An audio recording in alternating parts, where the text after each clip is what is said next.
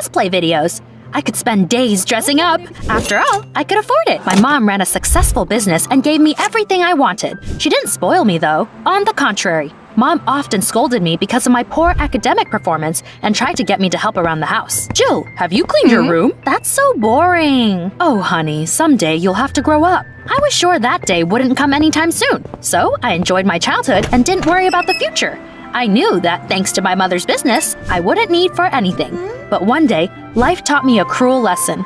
Our biology teacher divided our class into pairs so that we would do projects together. Unfortunately, I got paired up with Fred. He was a walking encyclopedia. Fred wasn't pleased either. Why couldn't my partner be literally anyone else? Hey, what's your problem? Everyone knows you're irresponsible and careless. Oh, is that so? I'm funny and charming, and my mom is going to give me a car soon. Got it? I don't care. If we fail the project or the final exams, we'll have to repeat a year. Oh, whatever. At least we would get to be kids a bit longer. I jokingly stuck my tongue out and ran home. It was time to remind Mom of her promise to buy me a car. Jill, you're not ready for such a responsibility yet, but that's not the only reason I'm saying no. Mom sighed heavily and admitted that her successful business had failed, and we couldn't afford to buy something so expensive. I had some money left and bought a toy store, but it brought me no money. I made a mistake. What on earth? That sucked! I didn't want to be poor at all, so I filmed a cosplaying video to get my mind off things.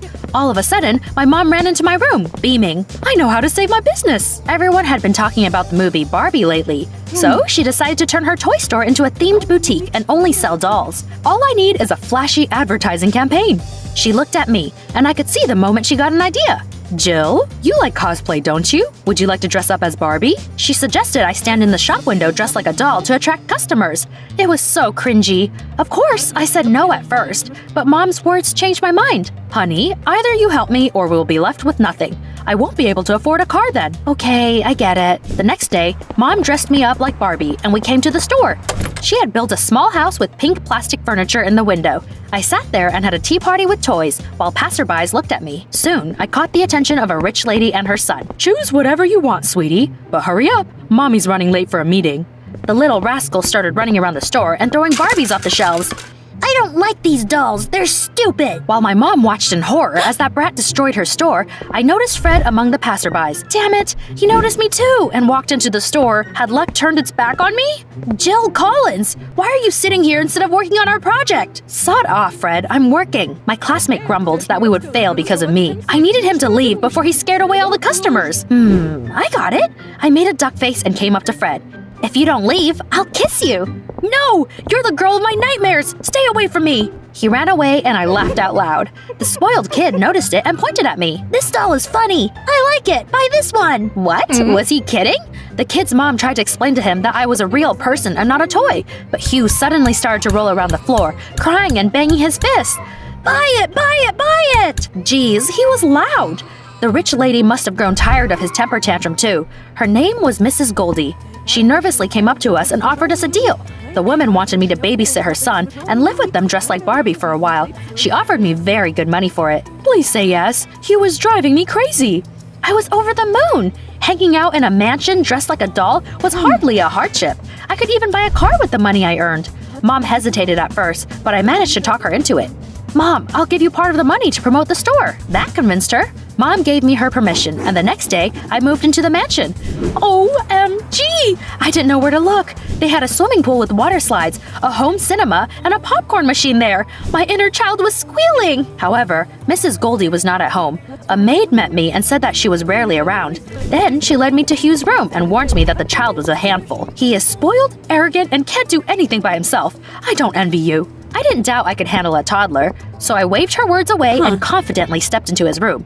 Hugh jumped for joy when he saw me. Yes, my doll is here! Let's have fun! Call me Jill. Don't tell me what to do! I'm in charge here! Okay, boss. I decided to play along. First, he wanted to play the beauty salon. I sat in front of the mirror and watched Hugh ruin my hair.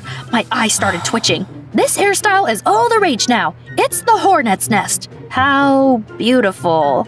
Then he made me walk the podium, but I had to move like a doll. No, that's terrible! Start over! Being Hugh's babysitter turned out to be harder than I expected. He wouldn't leave me alone the whole day. The maid had been right. He was a little monster. At dinner, he threw his salad at the wall and demanded we bring him sweets.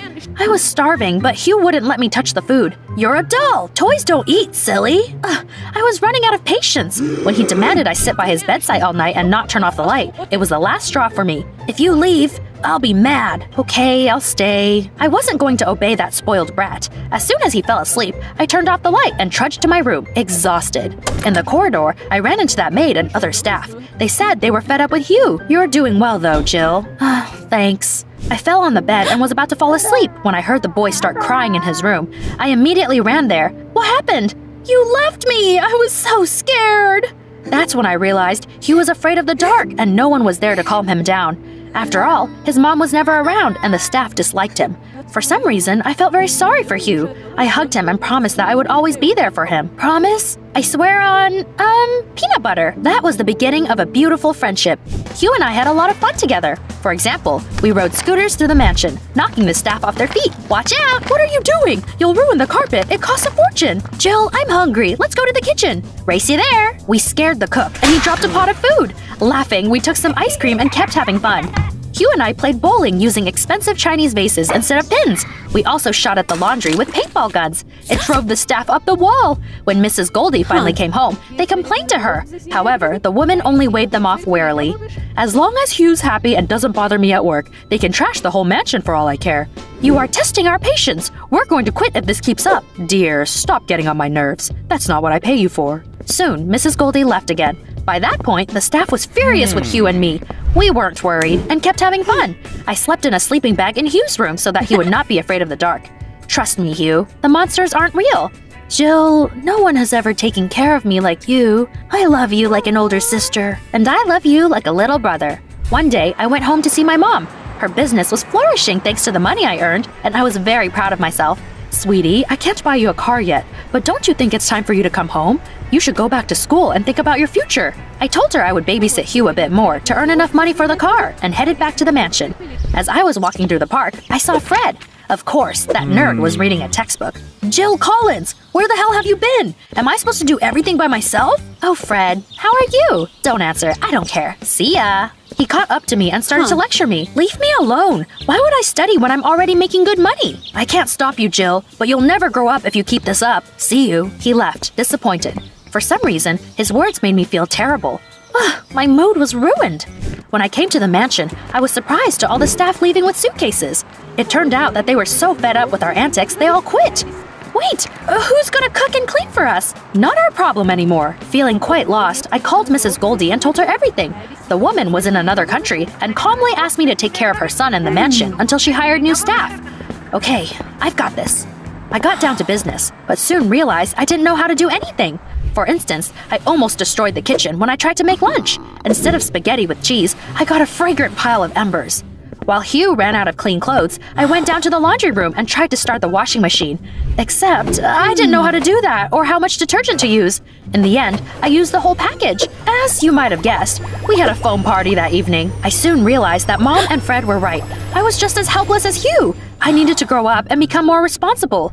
So, when Mrs. Goldie came home, I told her I couldn't babysit her son anymore. She was upset, but didn't try to stop me. The hardest part was saying goodbye to Hugh. You swore on peanut butter you'd always be there for me. I'm sorry, kiddo, but I need to take care of some stuff. We can still play together sometime. He hugged me and then let me go.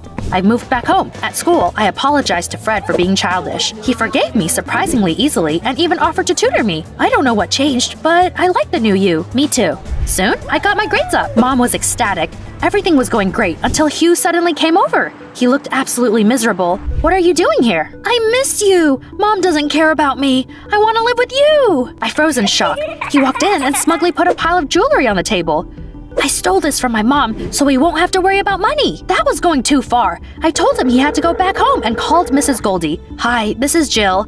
I have your son in jewelry. Before I could say anything else, Hugh knocked the phone out of my hands. It fell behind the sofa and turned off. Hugh ran away and hid. This isn't funny anymore, Hugh. Come out. We need to go to your mom. Eventually, I found him under my bed.